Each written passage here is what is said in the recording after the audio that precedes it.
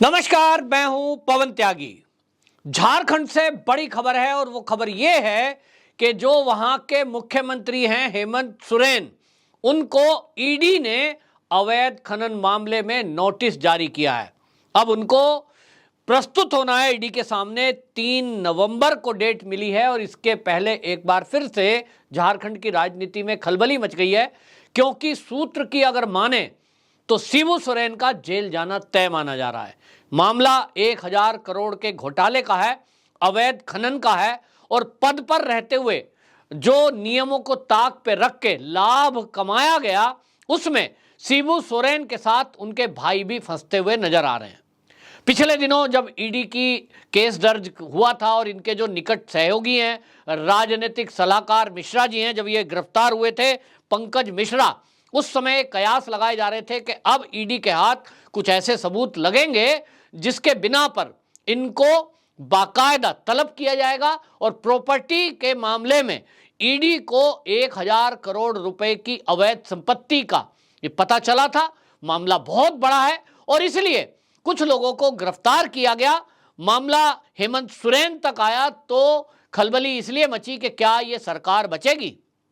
इसको लेकर एक बार फिर से झारखंड की राजनीति में खलबली शुरू हो गई है और सूत्रों की माने तो भारतीय जनता पार्टी हेमंत सोरेन को लेकर, इस भ्रष्टाचार को लेकर घेर रही है और बीजेपी का कहना है कि अब यह सरकार गिरेगी, क्योंकि हेमंत सोरेन बेशक बहुमत में है, लेकिन अब कई ऐसे विधायक हैं जो हेमंत सोरेन के इस भ्रष्टाचार के कारण और जो झारखंड है, जो सरकार बनी थी उसके बाद जिस तरह से वहां जनता को इग्नोर किया गया, काम हुए नहीं, लोगों में एक गुस्सा था, क्योंकि इसके पहले बीजेपी की सरकार थी, एंटी इनकम्पेंसी कहिए कि लोग कह रहे थे कि साहब ये सरकार ने ये नहीं किया, वो नहीं किया। और सिर्फ ये जो हेमंत सोरेन है, इन्होंने बड़े बड़े वादे किए थे, हमारी सरकार आएगी तो हम यहाँ सड़कों का जाल बिछाएंगे, हम यहाँ अस्पताल खोल देंगे, हम यहाँ स्कूल बनाएंगे, गरीबों के लिए मकान बना कर देंगे। लेकिन सरकार को लगभग 2 साल से ऊपर होने को आया, काम कुछ हुए नहीं। भ्रष्टाचार पे भ्रष्टाचार खुलता जा रहा है। जो प्रमोशन की एक पिछले दिनों खुलासा हुआ था कि प्रमोशन में भी भारी घोटाला हुआ, वो घोटाला अलग है, लेकिन ये जो अवैध खनन का मामला है, इसमें तो बाकायदा वो खनन के लिए टेंडर जारी कर दिए गए और जो कंपनी थी वो हेमंत सोरेन के भाई की थी और उसी में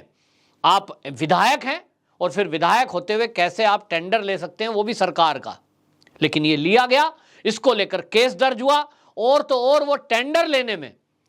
लोगों को डराया धमकाया गया और इसी की एफआईआर हुई थी। उसके बाद वो खुलासा हुआ और आपको बता दूं, शंभू नंदन कुमार, इन्होंने कंप्लेंट की थी 22 जून 2020 में कि ये जो खनन के टेंडर दिए जा रहे हैं सरकार की तरफ से, इसमें उनको इस बिड से अलग रहने के लिए धमकी भरे फोन आए, उनको डराया गया कि या तो आप इसमें बीच में ना आइए, नहीं तो आपके लिए अच्छा नहीं होगा। और इस पर फिर उन्होंने पुलिस में कंप्लेंट की थी, लेकिन पुलिस झारखंड के सीएम के अधीन है, इसलिए कोई कार्रवाई नहीं हुई थी।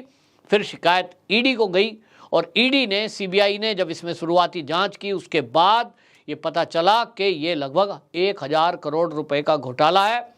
100 करोड़ रुपए इसमें अभी तक जो प्रॉपर्टी है उसका पता लग चुका है, लेकिन इतनी मोटी रकम का घोटाला हुआ, इसको लेकर। और आपको बता दें, जो हेमंत सोरेन ने सीएम रहते हुए, विधायक रहते हुए जो टेंडर लिए, लाभ का पद, उसके कारण इनका विधायकी जाना बिल्कुल तय है, जेल में जाना बिल्कुल तय है और इसलिए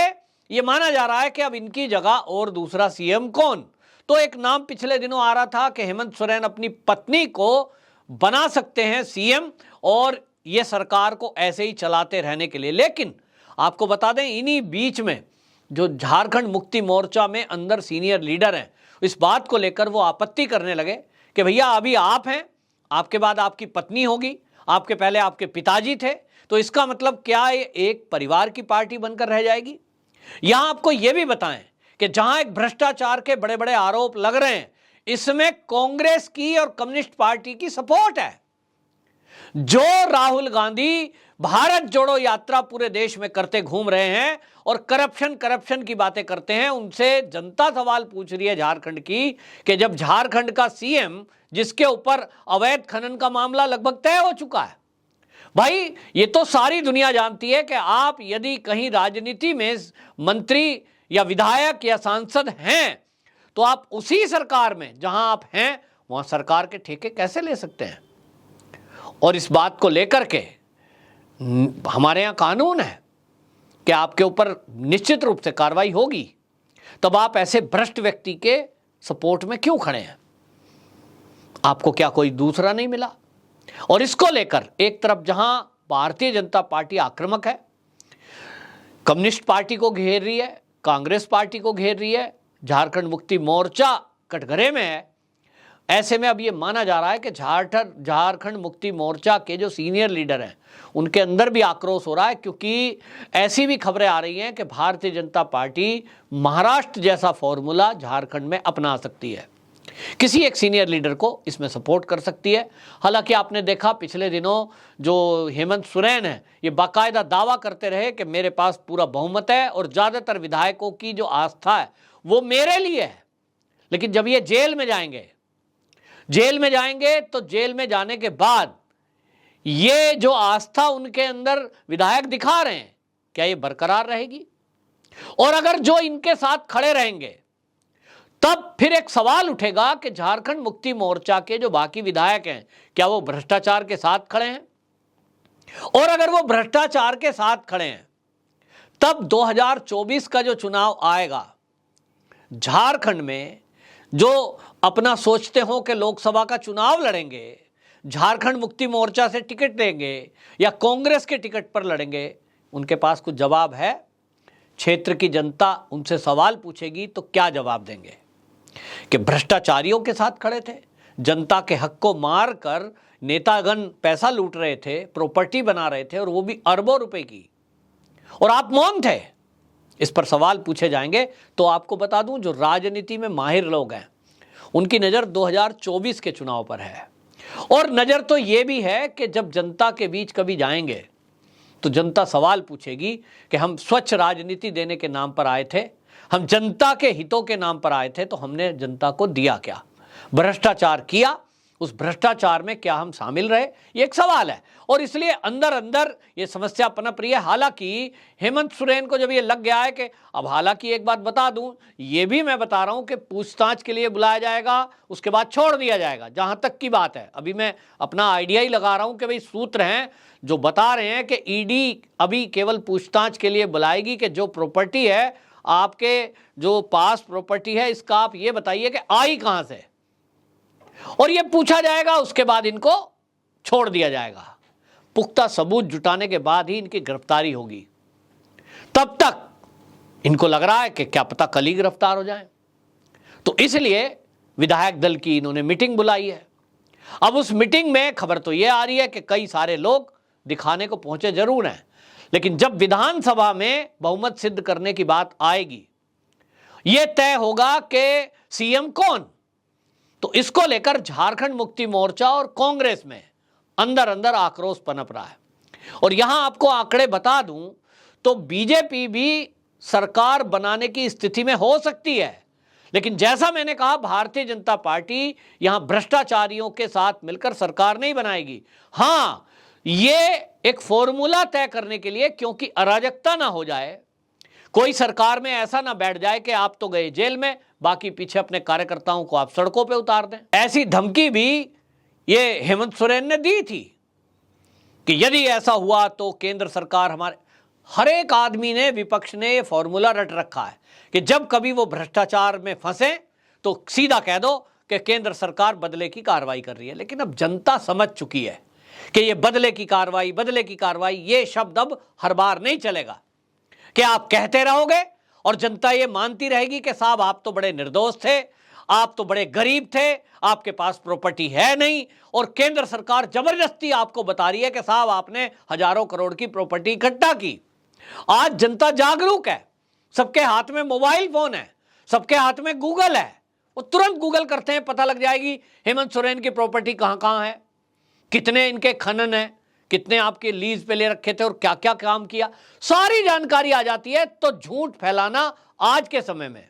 संभव नहीं है, और इसलिए जनता जवाब मांग रही है, और इसी का फायदा भारतीय जनता पार्टी उठाएगी। जैसा मैं कह रहा हूं कि सूत्रों का कहना है कि यह सरकार गिरेगी। आपको बता दूं इस समय 82 विधायकों की विधानसभा में झारखंड मुक्ति मोर्चा के 30, कांग्रेस के 18, सीपीआई के 1 और आरजेडी का 1 विधायक है। दूसरी तरफ आप भारतीय जनता पार्टी को देखें तो बीजेपी के 26 और एजेएसयू के 2 और अदर यानी निर्दलीय वो 2 हैं। यानी एक तरफ संख्या जो 30 है, दूसरी तरफ हेमंत सोरेन के साथ जो संख्या है वो 41 है, जिसमें ये कहा जा रहा है कि ये बहुमत का आंकड़ा पार करने में। आपको बता दें कि ये इस समय जो भारतीय मतलब 50 के करीब हेमंत सोरेन के पास विधायक हैं, ये टूटकर अपना एक अलग गुट बना सकते हैं। ये अगर महाराष्ट्र का फॉर्मूला बीजेपी यहां इंप्लीमेंट करी तो सीएम कोई दूसरा आपको देखने को मिलेगा और उसमें तभी जांच भी ठीक हो पाएगी और हेमंत सोरेन की मुश्किलें तभी उसी से बढ़ने वाली हैं, क्योंकि कई ऐसे घोटाले हुए हैं जो राज्य के लेवल पर हुए हैं जिनकी कंप्लेंट करने की हिम्मत भी अभी लोगों में नहीं हुई है। ये सरकार हटेगी तो और कई बड़े घोटाले खुल सकते हैं और यहां अंदर अंदर जनता में आक्रोश है, वहीं जो विधायक हैं उनके अंदर भी आक्रोश है कि कुछ ही मिनिस्टर बने हुए लोग मलाई मार रहे हैं और बदनामी सबके सर आ रही है, क्योंकि सब लोग ये कह रहे हैं झारखंड के कि ये जो सरकार है हेमंत सोरेन की, ये भ्रष्ट सरकार है और ये जो भ्रष्टाचार का लेवल लगा है इसमें जनता के सामने जाने में ये घबरा रहे हैं और इसलिए शायद नेता अपने को पाक साफ दिखाने के लिए अब अगले दिनों में आप देखेंगे, अगले कुछ घंटों में हाई वोल्टेज ड्रामा होगा और कुछ नेता अब ये दिखाने की कोशिश करेंगे कि हम हेमंत सोरेन के भ्रष्टाचार में उसके साथ नहीं हैं और इसीलिए एक गुट भारतीय जनता पार्टी के टच में है। सूत्रों की माने तो यही गुट अपने लिए मुख्यमंत्री पद की बात करने में लगा हुआ है और भारतीय जनता पार्टी महाराष्ट्र वाला फॉर्मूला लगाकर इस सरकार को आप बता दें कि गिरने के बाद सपोर्ट कर सकती है उस गुट को जो अगला सीएम बनने योग्य दिखाई देगा। मकसद है भ्रष्टाचारी जेल के अंदर जाएं। भारतीय जनता पार्टी के सूत्र कहते हैं हालांकि कि हम ऐसा कुछ भी नहीं करने जा रहे, ये सरकार अपने आप गिर जाएगी, क्योंकि जो विधायक हैं उनके अंदर आक्रोश है और इसी में पार्टी अपने आप टूटने की कगार पर है, तो हमें ऐसा करने की आवश्यकता क्या है। बहरहाल कुछ घंटे में अब इस ड्रामे का पटाक्षेप होगा, आप सबको ये पता लगेगा, लेकिन जो सूत्र हैं वो तो यही बता रहे हैं कि हेमंत सोरेन की सरकार अगले कुछ घंटों में गिरने जा रही है। वंदे मातरम।